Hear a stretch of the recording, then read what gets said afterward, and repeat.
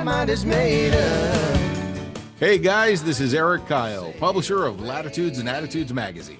And I'm David Levesque, editor of Latitudes and Attitudes, and welcome to Three Sheets, our podcast where we chill and chat with individuals making a difference in the cruising lifestyle.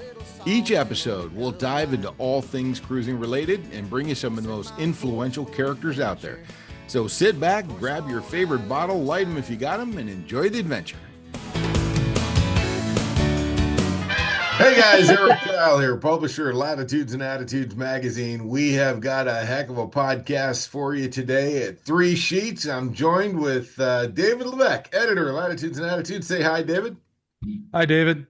There you go. And today we're super excited to have Maryline and Amanda with Current Yachts. They are industry professionals for a long time, and we've got some pretty special topics to talk about today that's going to be very useful to a lot of our cruisers that are out there. So, David wants to take an opportunity to introduce Maryline and Amanda, and we'll go from there.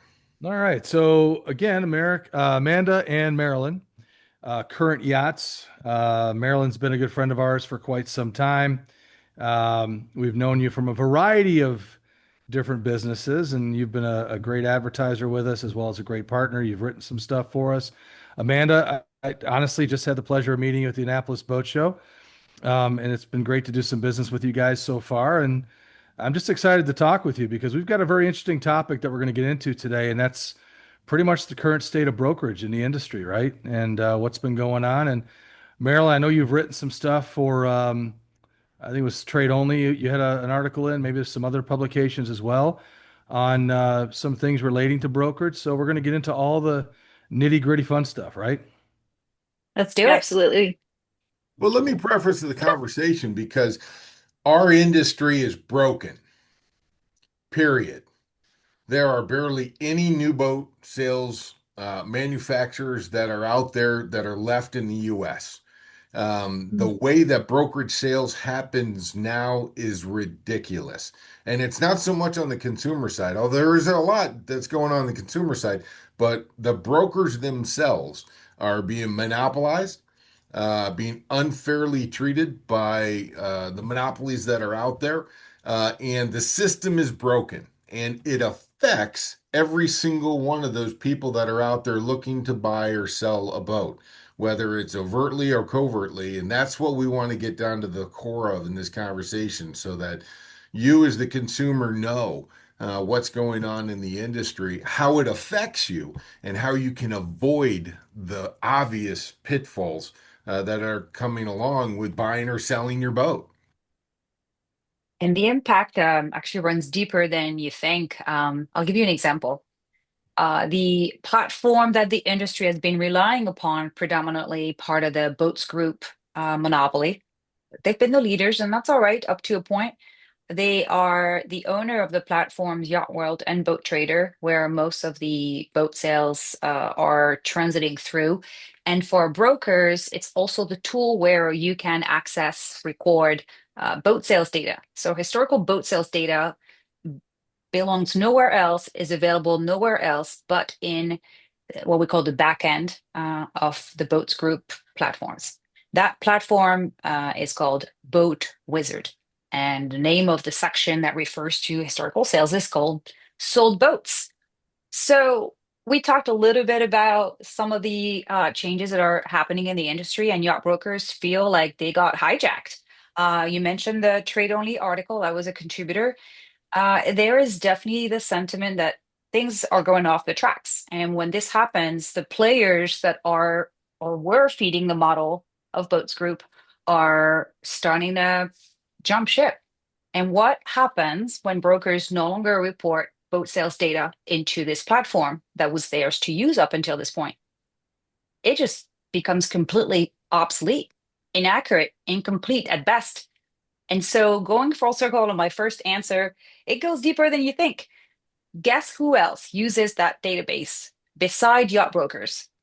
Manufacturers. Oh, what else? Worse than this, that affects everybody. There's more. How about surveyors? Oh, yeah. So you think this doesn't impact you, but actually it does. And that's pretty significant. So that's just one example. Well, it's kind of an intuitive thing for a person who is looking for a boat. Just going to Yacht World. All the boats are there, and that's the way it's been for decades. And All the boats were there. Right, right, Yeah. right. So I guess I'm saying it's always been an intuitive thing over the last couple of decades that you just go on boat trader, you just go on Yacht World, and it's all there. And That's to fair. their credit, 85% of brokerage worldwide use Yacht World. So it's Mhm. that's where all the boats are. But the monopoly has gotten to a point where the expense of being on Yacht World for a broker has become unattainable. Therefore, you're taking away from the opportunities that they have to market their boats in other areas, at boat shows, at open houses, through other magazine titles or other types of marketing platforms. And they have to spend all of their time, energy, and resources on being on this one platform. And it just becomes this huge monopoly that's so big you can't go without it. And people are afraid, brokers are afraid of taking their boats off of there because they want to diversify where they're getting their listings out there. It confines them to a certain niche audience of people that are going to be boat buyers rather than their local area. Yeah, I can certainly speak to that as someone who has felt the crunch of what happened. I've had my own employing brokerage firm in South Florida for about 10 years now called South Florida Sailing, and it's a niche market for monohull sailboats and some catamarans, some higher end catamarans. So basically, I joined at what I considered to be a reasonable price point for joining Yacht World, having access to their back end, having access to the ability to look up sold boats, to do comparisons, market analysis is for the people looking to sell within my platform. And everyone knows, just like you said, Kyle, that you go looking for a boat on Yacht World. And there's a lot of pressure from the people who we list their boats for, these yacht sellers that say, well, is my boat going to be listed on Yacht World? Where are you going to be advertising my boat besides your own website or your own database of email clients? And those two factors are very important when it comes to the decision making of whether or not they're going to list their boat with me or any other uh, platform that we go to. Well, you got to admit, if I'm going to spend 10% of the value of my boat with a broker, they had better be everywhere any potential buyer might be. And that generally is going to be on Yacht World, and I'm going to expect them to have it on multiple other places so that I can get the price I want for my boat because it's out there in enough places that that potential buyer is going to see it. Yeah, absolutely. And that used to be the case with Yacht World, but now it's been so fragmented. The platforms have broken up. There's now, I'm sure you guys are familiar with Yachter, which is the other competing platform that was started by the International Yacht Brokers Association. And I fully support that. But unfortunately, when it first started, it came out for free and I adopted it as early as I possibly could, but it was a little bit too little too late that they didn't get the momentum going because it was free. And because it was free, they didn't get the eyeballs they needed to be able to compete with a large platform like Yacht World. And I think it lost the momentum. I'm still a big proponent of it. We still advertise there and I want to support it, but it also now just in November they started charging people to be on the platform, and I think it's gonna build, but it certainly isn't the big player that we all thought it would be. There is I know the example of a large firm in South Florida that had a lot of boats, and they took a stand when Yacht World was raising the prices of everyone, and Yachter came out first. They basically said, we're going to no longer be a part of Yacht World. And I'm not going to name names. Some people may know, some people may not know. And they took a stand for a year and got so pressured by their own brokers, by the clients, that they needed to go back on Yacht World. That after a year of taking a stand and only listing on Yachter, they were forced and succumbed and came back to the platform of Yacht World. So if that tells you anything, the yacht brokerage community did not band together when they could have and had the chance to all jump ship and go over to Yachter. because there wasn't enough support, in my opinion. Marilyn may have a different opinion in this, but there wasn't enough support from the industry to jump ship yet. And I don't know if Yachter, like here's an instance, Yachter does not have a sold boats platform. There's Right. no data or history there. They're So they're going to have to build one. I think where they're going to you have to see build me one, like correct? moving in my chair, I'm actually thinking, well, I think Yotta needs a bit more time. You know, Yeah, it does. Yacht World, Absolutely. it's got 20 years on them, and I definitely think it is the future. So, as a company, you also have to determine what makes sense and what your Yeah. return on investment is. So, aside from the perception from these sellers and these brokers that we must be on Yacht World, their reality is if you ask around, it's actually not working anymore. How many Mm-mm. leads has Yacht World generated for your business in in the last 6 months?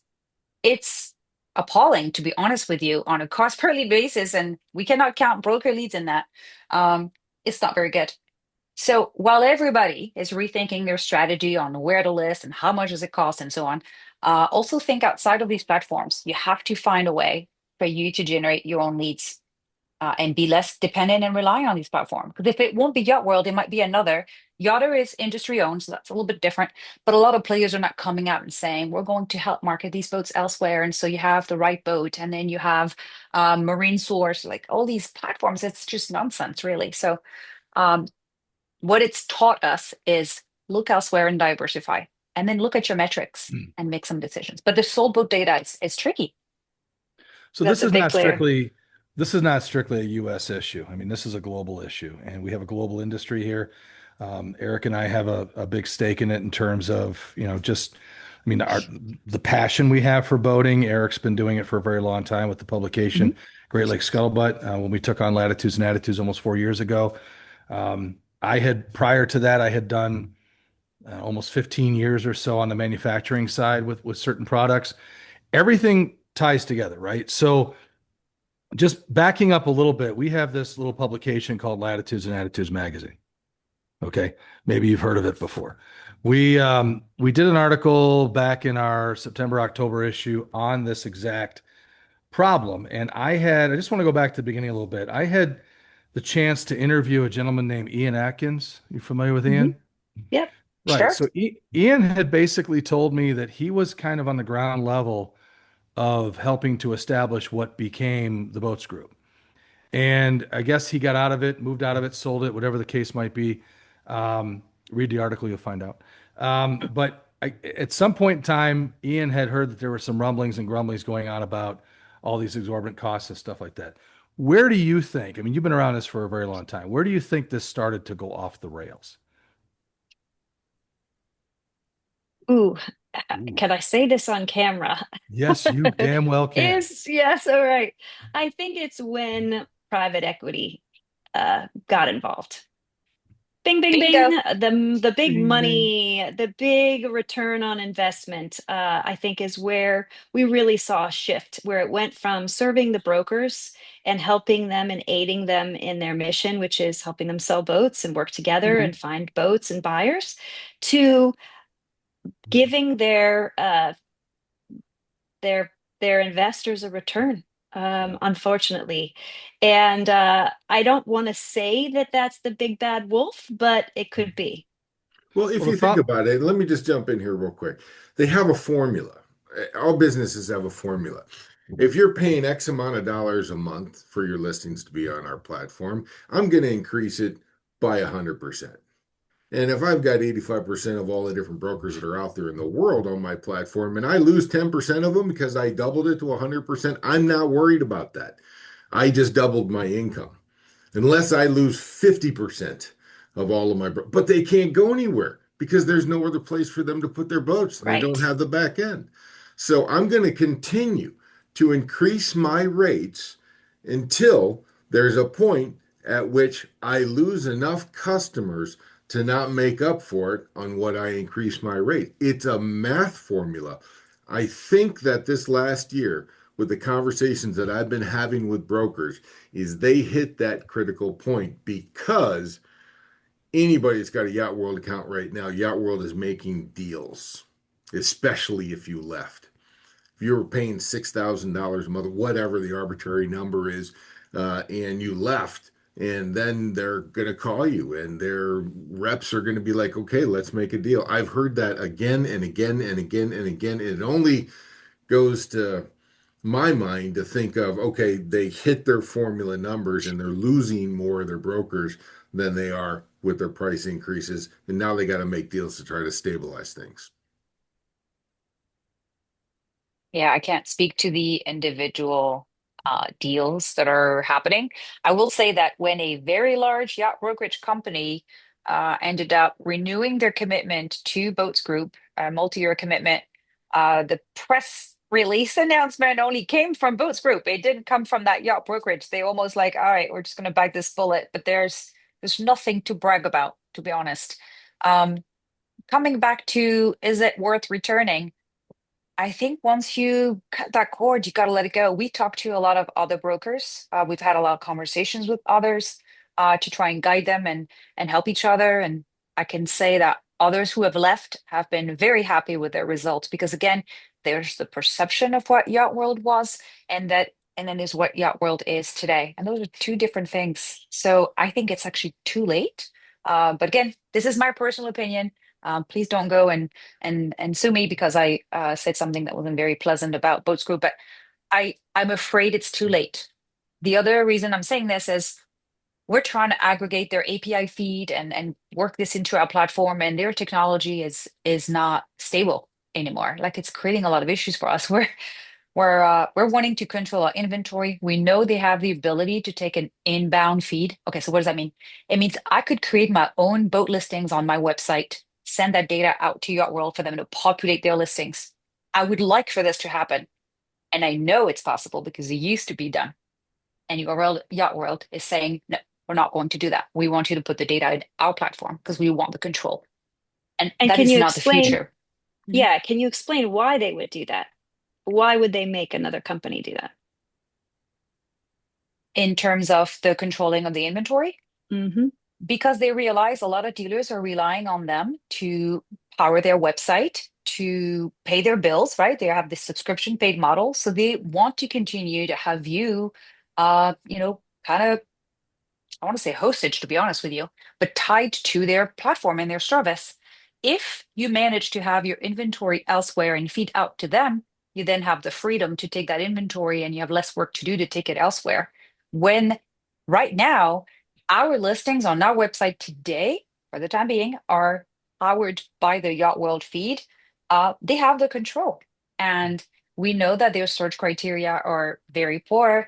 We know that there's a number of things that are not translating properly. Just what that means is the way the data is structured is really poor. Okay. So that's what I mean by the technology and the capabilities that they have. And they're trying to come up with new pricing strategies to recoup, I think, the inventory, the listings that have gone away and the brokerages that have canceled their subscriptions. We can't carry that load. So we've also been told, hey, you should expect another price increase in March. Yes, we've heard this already. So we're taking the appropriate measures, but it's not great. When you had an ally for over 20 years and all of a sudden they're turning their back on you and saying, take it or leave it, then you can call me back all you want with a new promotion. I'm not coming back once we cut the cord, if we cut the cord, unless they really turn the ship around. Um, we will be ready to never come back because that is what they will have forced us to do. That's a little dramatic, but I think that's what's going to happen, at least for current yachts. I think we understand the problem. I think we understand the gravity of what's going on in the brokerage world when it comes to buying and selling boats. And obviously, this doesn't necessarily apply to new boats, but a lot of the new boat advertising happens to be on Yacht World, and they've got a fantastic platform that gets a lot of traffic, and that's where justifiably some of those new boat advertisings should be. Um, but here at Latitudes and Attitudes magazine, what I want to know is how is this affecting the guy reading this magazine, who's your live aboard cruiser, your inspiring cruiser, or somebody that likes to just go out there and have fun on a sailboat or loves the lifestyle. The audience of this Three Seats podcast is to that person. We've been talking about the challenges that the brokers face. How does this affect your average Joe out on the street looking to buy a boat or looking to sell his boat? I think that's a great question. I both Marilyn and I, our first boats were under the threshold of what most brokers would involve themselves in, at the cost point. There is a threshold, and it's funny because I started from these roots. I think my first sailboat was $38,000, and that's usually something that a broker won't touch with a 10-foot pole. Maryland's first vessel was also under that threshold, so we have humble roots. Yet in this industry and making my living here, I now have gotten to the point where I understand that I need to be selling boats that are of a higher price point in order to feed my family. And I think that is where we need to change this industry, is the fact that the people out there that are reading your magazine, that are the live aboard sailors. I was a live aboard sailor for 8 years. It's a different, there's a there's two different tiers, I think, of There's a people, real disconnect. Yep. yeah, buying and selling boats, and where brokerage and those where a broker will actually get involved, where the monetary, let me rephrase that, where the monetary value of a broker engaging themselves and getting involved is at a completely different threshold price point. I think the other impact too is like at some point, those who will stay with the dominant platform and then has to multiply their effort with other platform, that means their cost goes up. So I'm Time not saying today investment. those I'm not saying today those costs are passed on to the sellers. I think to join Amanda's point, brokers might pass up on smaller price point boats because they've been used to being compensated more for their higher price point vessel. So it's super unfair and unfortunate for the lower price point boats. Let's just say boats under 200K.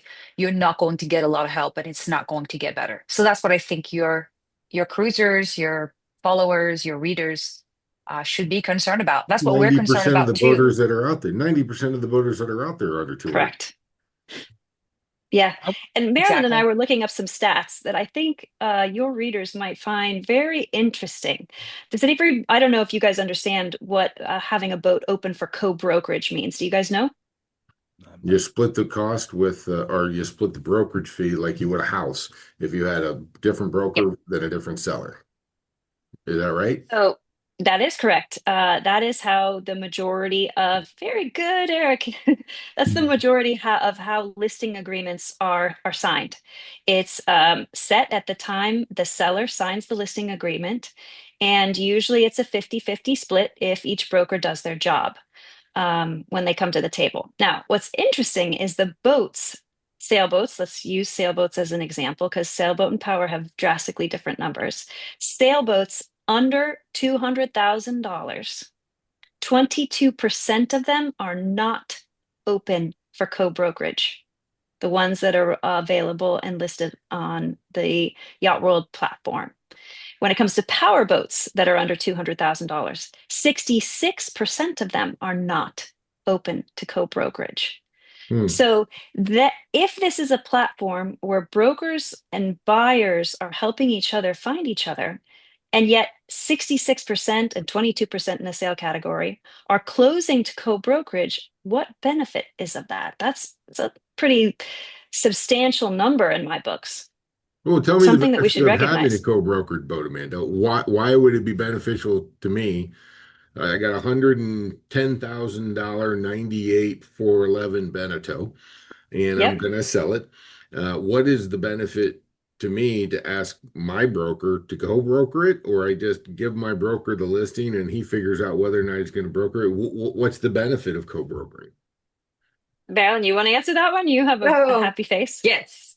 Well, I think it totally matters, Eric. First of all, you should ask and you should have the question because there is a difference between a broker working alone and a broker working with co-brokerage to get more eyes on your vessel.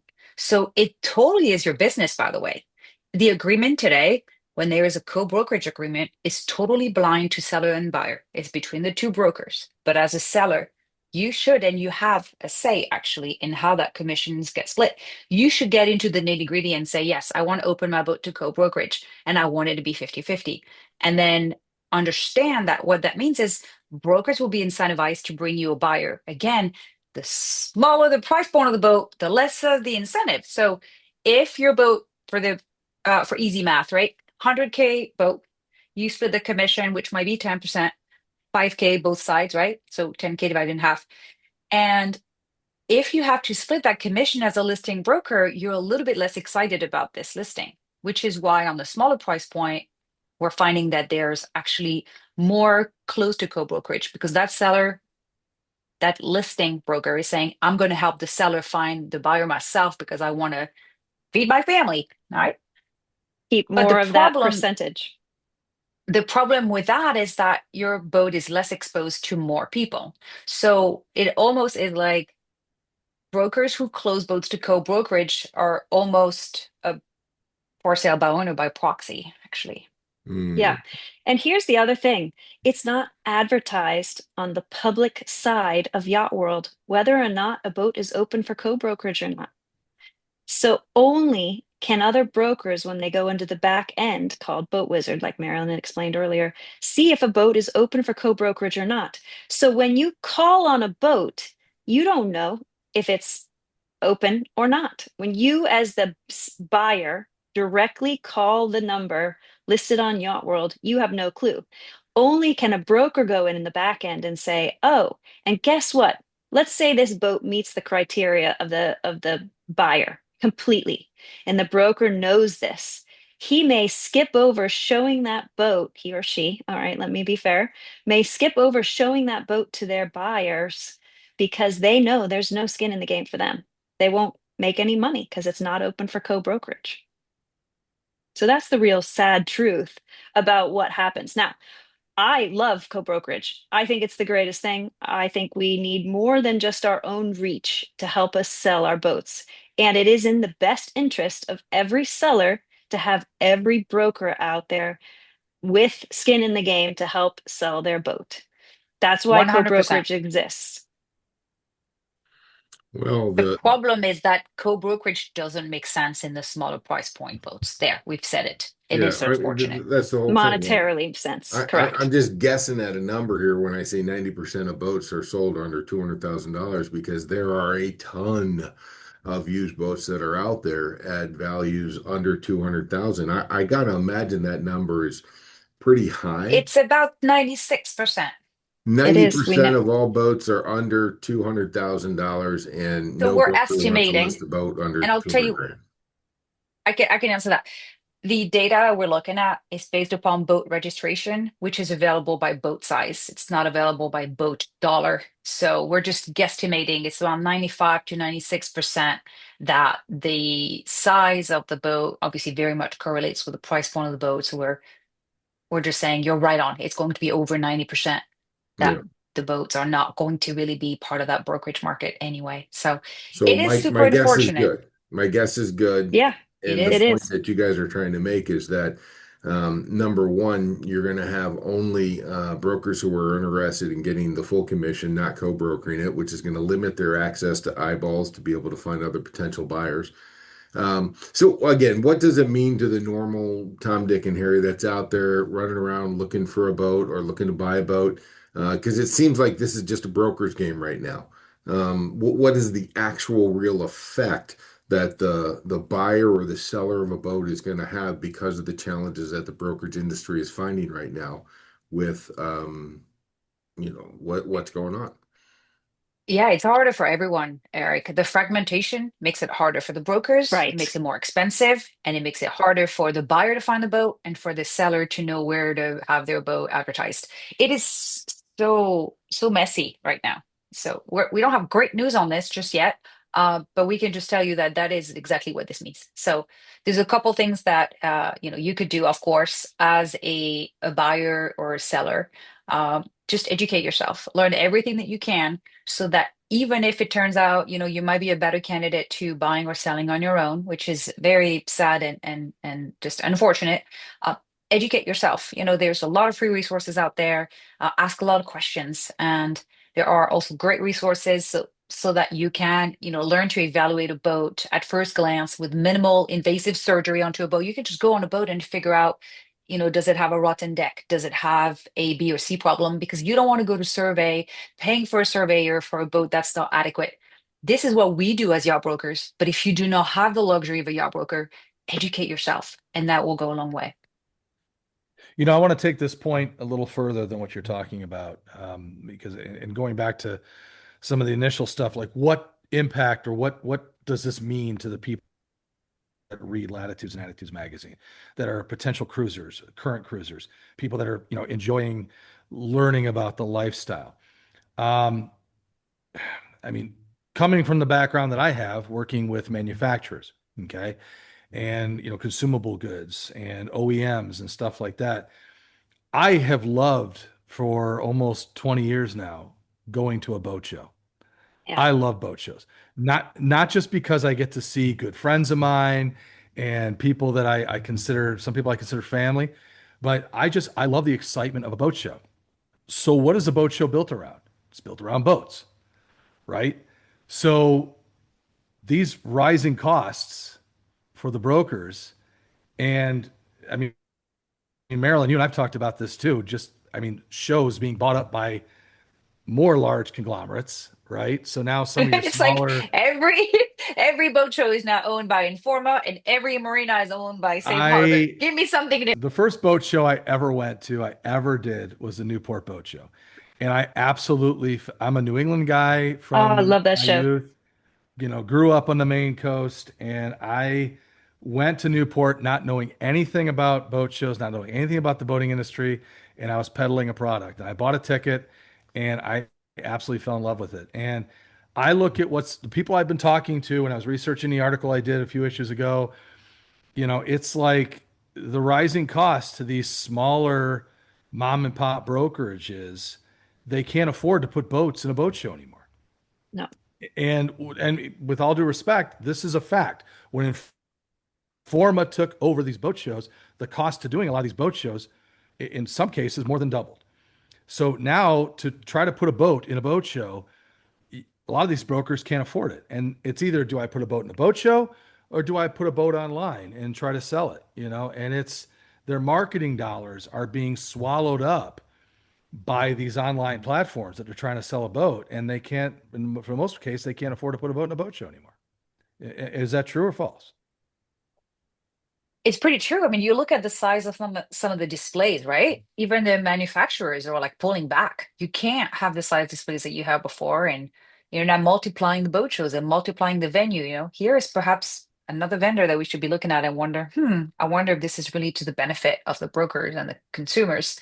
You got Palm Beach, you've got Miami, you've got obviously Fort Lauderdale's in the fall. You have Stewart. You're going to have all of these boat shows. How many boat shows can one really sustain? Yeah. On the yacht brokerage side, it's going to be very difficult to make that work. The math just really isn't there. The cost of moving boats is not going down, as you know. All the holding costs are going up, the marina fees and the fuel and all that. When you add up all this plus the space that is just skyrocketing, it's very hard. Well, when I'm talking about boat shows, Maryland, I mean, and I'm going to land this plane here pretty quick, Eric. So when I'm talking about the cost of doing boat shows, why else do people go to boat shows? They go to boat shows to look at parts for their boats. Okay. I'm not even one sip into it yet. Relax. So seriously, they go to boat show, look at boats. If there's not a whole lot of boats there, maybe it deters them from going to a show. But people want to see parts. People want to buy boats. You buy boats, you buy parts. You have to have somebody do the refits for you, the maintenance. You need boat yards, you need haul outs, you need all that kind of stuff. Everything trickles, everything works together. Everything is intertwined with this industry. So everything that's happening here at the top with, the brokers suffering and dealing with what they're dealing with, it does have this ripple effect. And I know this from some of the advertisers that we talk to that are on the aftermarket side, okay, or marinas that are looking for people to come and get refits done. But hold on, we walked through Fort Lauderdale Boat Show. There's this tent that you have to kind of walk through to get to the meat and the water displays. There was a, what was it, 6x9 display. And I walked over and I asked, would you share with me the cost of your space here? Because we're considering joining and then, becoming an exhibitor. It was $15,000. The Oh same God. space that we paid for at the Annapolis Boat Show, the Fall Boat Show, the mecca of all selling yachts, was Current Yachts, $1,500. We can do $1,500.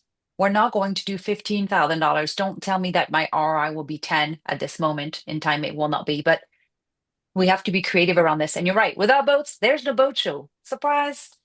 Yep. Well, and I And think that kind of brings us to a little bit of maybe what the solution is, because it is overwhelmingly obvious to me, growing up as a boater my entire life, being around boats my whole life, that this was a deal when I was a kid that our family, my dad was a car salesman, and basically we were able to have a home, have a boat, be able to go to a marina and have a lot of fun out on this boat. We had multiple boats growing up, and our love for the water expanded and grew. And now you go out to buy a new boat, it's 300 plus $1,000. That's why that 96% number absolutely phenomenal, because it's mind blowing how, I mean, guys, there are 90% of boats that are for sale that are new boats right now that are all over $200,000.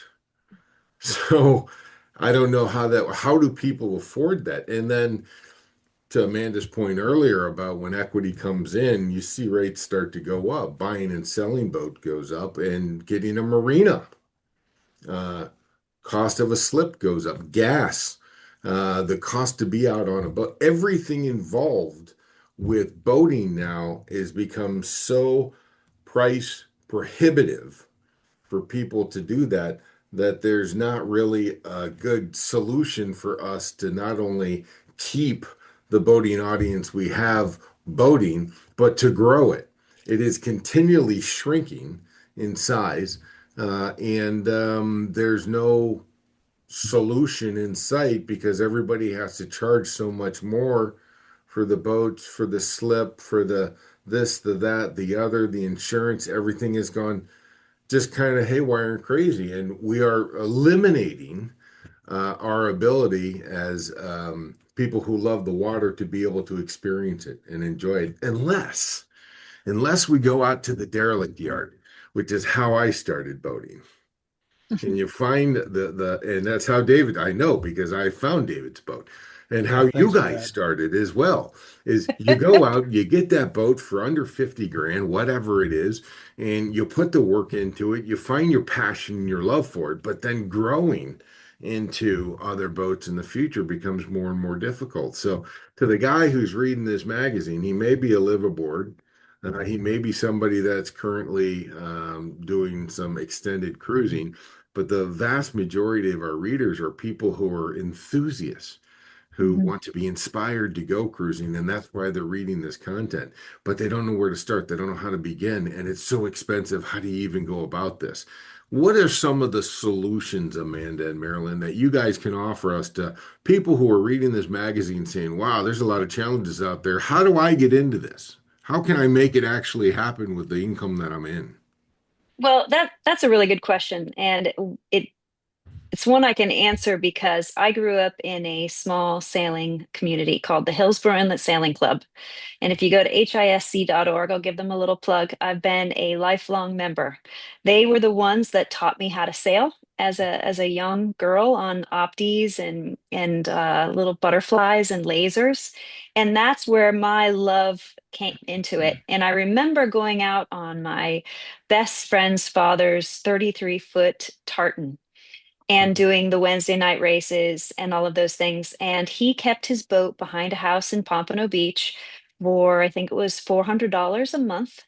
And it was affordable and it was something that we could do as a family. And now, today, being a member of the Hillsborough Inlet community, what you're saying, Erik, is exactly what the whole sailing community is struggling on. The price to own a boat, to keep it behind a house in Pompano Beach now is $1,200. Good luck even finding a slip if you can. Now, of course, prices have gone up since I've been a girl, but still not that much. And it is pricing people out. But there are the people that can band together and a sailing club is one of the best solutions, in my opinion, is join, be part of a sailing club, get on boats that people do have a passion for and do take out that little carve out that piece in their budget to be able to afford them and join them in their sailing and learn from them, because that's how I was able to be blessed to go sailing as a child and in my adult life as well. Yeah. I think there's also a huge disconnect between what you see online and what you think you want to do, and then whether or not you and your partner or family would actually like. So I encourage, of course, folks to try things out before they commit to such a great expense. But my advice otherwise would be very honest with the math. So it starts with a simple spreadsheet, figure out your cost to purchase and the cost to own. Those are two different numbers, right? And then try to factor in what the depreciation on the vessel might be over the next 2 to 3 years, if your plan is to cruise for 2 to 3 years. And then figure out, okay, how do I pay for that delta plus the ongoing cost of living on a boat? And then, of course, you also have to figure out, do you have income during that time, or are you using a cruising kitty? So break down the math and don't be so scared to run the numbers. You may find out that it's doable. As we were joking earlier, it costs more than pickleball, but the adventures are way worth it. Like, just do the math and find a way to make it happen. And of course, it may require some sacrifices, but there's a way to get it done. And as I said earlier, educate yourself and ask a lot of questions, because you'll find out a lot of the answers in doing so. And I love the Annapolis Boat Show for this, because that community is amazing. And I'm so sorry, but the Fort Lauderdale Boat Show has no soul. It's just not as cool. No, definitely not. David, what's the allure? Why would somebody be crazy enough to go out and get a boat and go cruising? I mean, what the hell? You asking me this question? I'm asking you this question. You, sir, you, editor of Latitudes and Attitudes, answer the question. You know what it is, and I'll you put me on the spot, but I'm thinking back to um, pre-COVID, okay? And I was working for a company called Forcepar at the time, which makes whisker poles and plumbing systems and all that. Give us a shout out to Forcepar. Um, and when COVID hit, we had to sort of adjust our marketing a little bit, adjust the sales, so to speak. And I went to our marketing team. I said, nobody socially distances like a boater does. Let's Mhm. use it in our marketing. And seriously, what is the allure of it? The allure of it is there's a freedom, there's a romance, there's a beauty, there's a nostalgia. I mean, I could think of all the different adjectives to describe it, but it's like being on the water. There's something very peaceful about it. And You know the what I mean? personal growth, right? Like for Personal us, okay, growth. we're not full-time cruisers. We're not there yet. My husband and I, we race offshore. We bring the family we choose, our crew, to do long distance racing. And this is what we love to do. And one day we hope to do some cruising, but for the time being, we use the few weeks that we can to get away and do this sort of sailing. And I think it's that community with, the ocean and Yeah, the wildlife and just it's going to sound cliche, but the enormity of the universe being wide open in front of you, and yeah. you're somewhere between the Chesapeake Bay and Bermuda, and nobody's coming for you, so you better know what you're doing and sail fast, right? So this is why we do this. Well, I One of spoke to the you over the summer, and I'll just make this real quick, Amanda, because it's amazing. I called Maryland. I'm like, all right, what are we doing here this summer? What's going on? And she's like, I'm on a charter or I'm on a race from Annapolis to Bermuda, and I'll be back next week. But then I'm going on another race from Newport to Bermuda or something like that. It's Yeah, just that's right. like, what, We did what are that you one doing? year. And then we got an article from you about another race on an all women's crew. I gotta tell you, you're amazing. She is amazing. She really is. That's my co-founder. If you think owning a boat's expensive, try an offshore racing boat. Um, Or the owning two boats at a time. Yes, that too. Yeah, You can we'll call never her do that Admiral. again.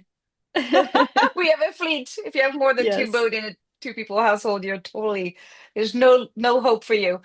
Um, but that's the problem also, right? So where are all these sailors going to get their boats from? You know, those price point boats that initially are somewhere between 100 and 150, and then you dump between 50 and 100K every year to keep them safe to race and meet the sirs and all those things.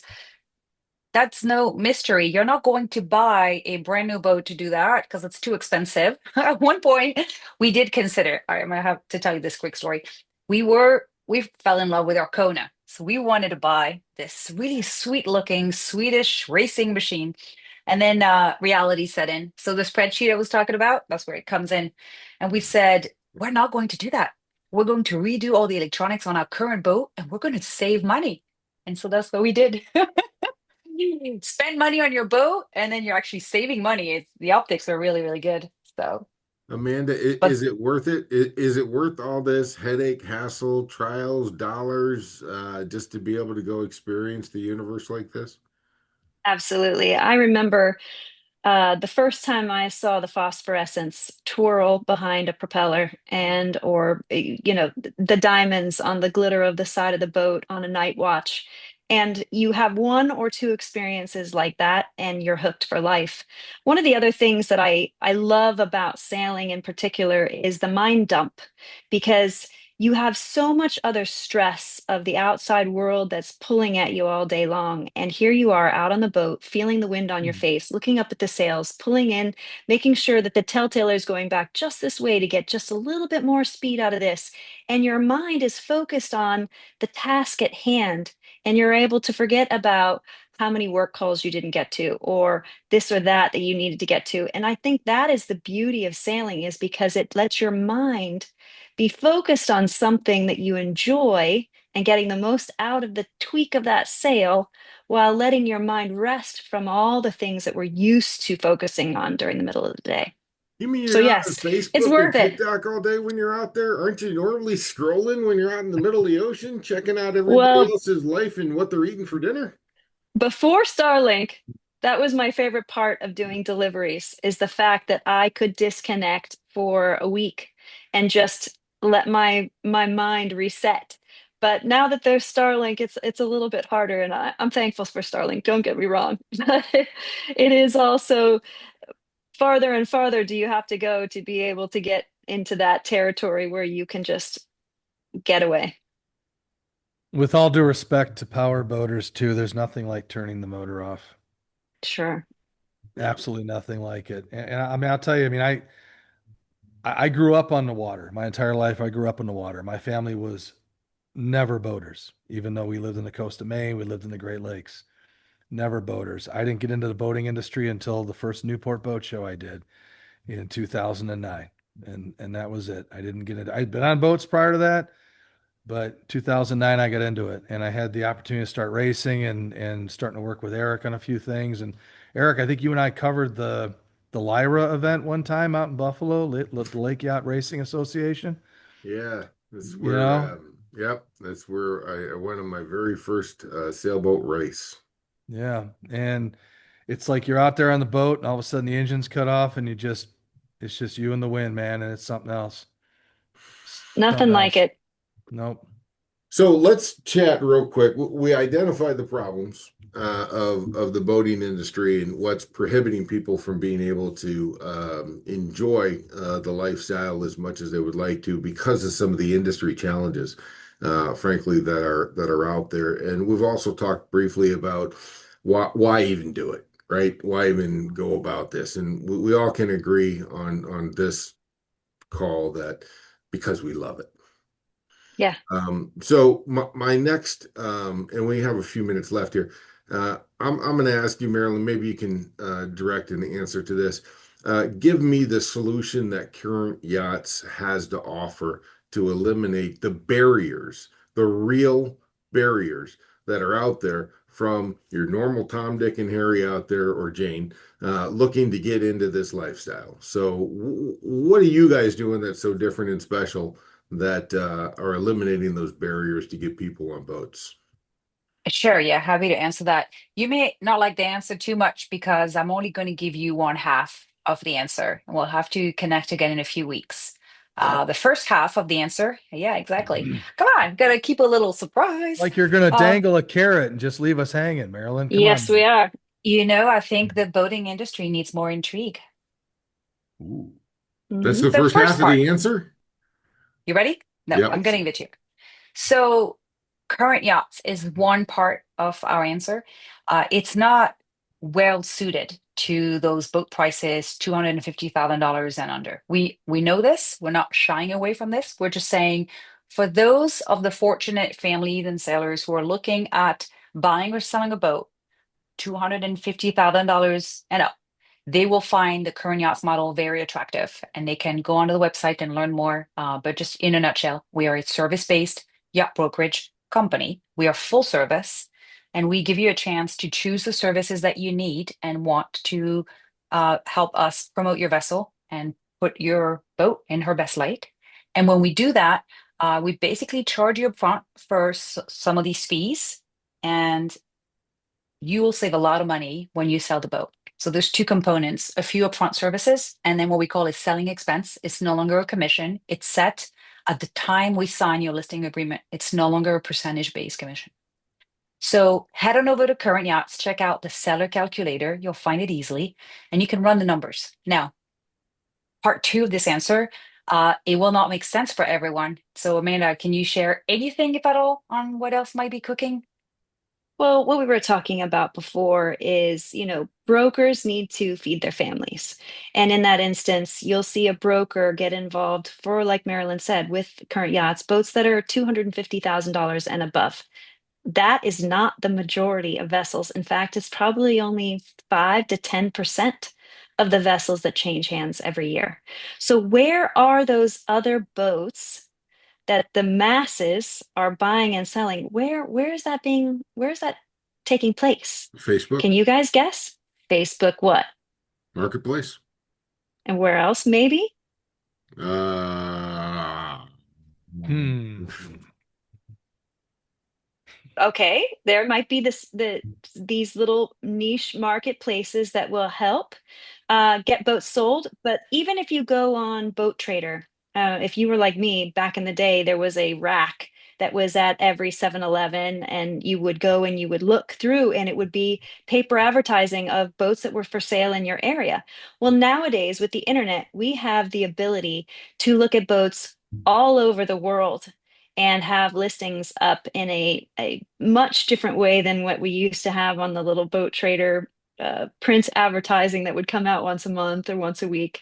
So stay tuned for something new and different for those price point boats that Current Yachts may not be able to help you with.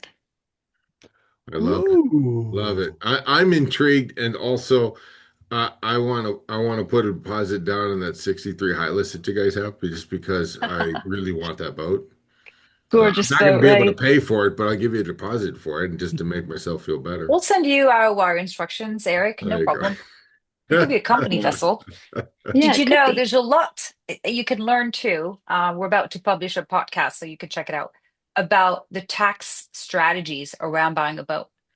So, if there is a legitimate business use for your boat, commercial use perhaps in a charter program, there's a lot of things that you could look into that may make sense for you in your situation.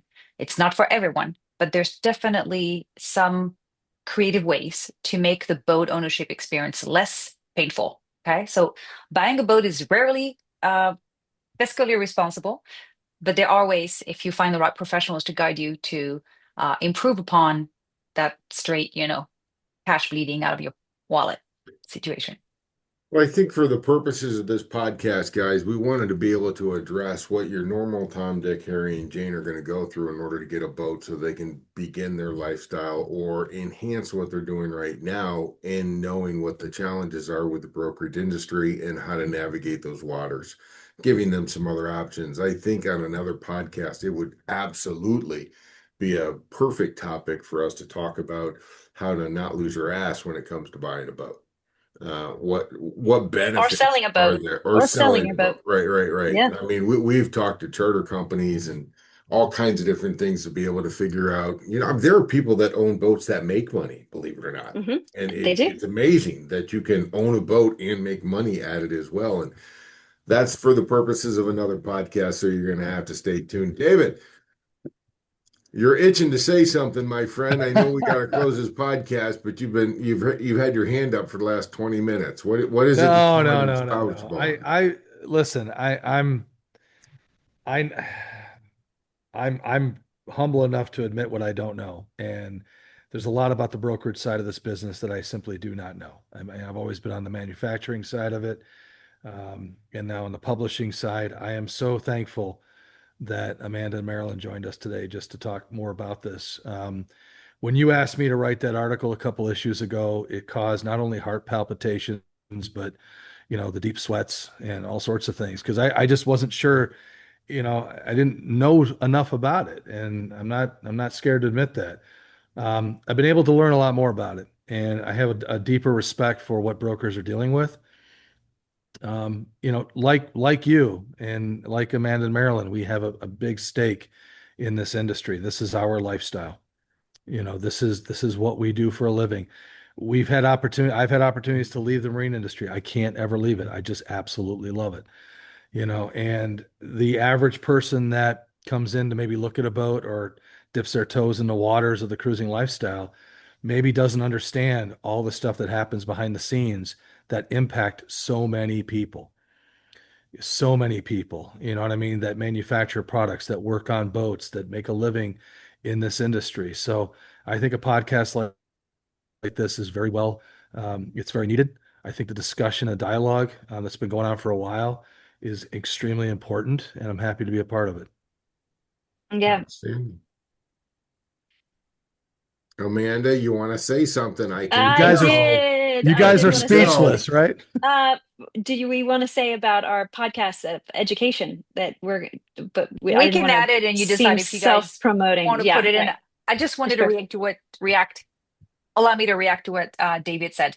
It's a responsibility we do not take lightly. So we very much hope to be a part of the solution. We realize that there are ways in which we can help. There's others where it's out of our control. But the things we can control, we hopefully can do something with. So thank you for that opportunity to share. 100%. Amanda, Yes, about the podcast. You want me to plug it? please. Sure. plug I mean, we away. were talking about education, so go for it. Yeah, so in our new podcast called Full Displacement, we are tackling exactly that and educating buyers and sellers on the best practices when it comes to yacht brokerage. So stay tuned and check out Full Displacement. Okay, it's not full disclosure about aliens visiting Earth. It's called full Nope. displacement about buying. Full Displacement. Okay, Yes. I wanted to make sure. Thank you so much for your time today, ladies and David. That was fun. I really Yeah. appreciate you guys being here, and David. And I think at the beginning, Amanda called you Kyle. called you and I almost Kyle. shot her down. Yeah, I she called you did. I Kyle. called you was Kyle like, because "You're I gonna get read the fired." name. Yeah, She got yeah. distracted. And then It's no, I okay. just read the name. I have been known as Kyle since elementary school, so there's no line there. It's all one thing, Erik or Kyle. So I you have can just edit I have that a out. drinking game. I have a drinking game for every time he's called Okay. Kyle. So thanks for helping with that. Appreciate it. Do you? Oh, well, every other time I caught myself and called you Erik. So in the beginning, I was like, shit. Amanda, I don't you even knew, know your huh? last name, or else I'd be calling you that right now. But no, thank you guys so much for Totally being knew. with us As today. soon as it Please came out of my promise mouth. to come back, and when we have another awesome topic that we can talk Yeah. about, we'd love to have you guys back on. And I appreciate your time today. Thank you very much. Absolutely. Thanks for having us. Happy Thanksgiving, guys. Happy Thanksgiving. Yeah, to happy you. Thank you Thanksgiving. so much. My mind is made up. I'm gonna say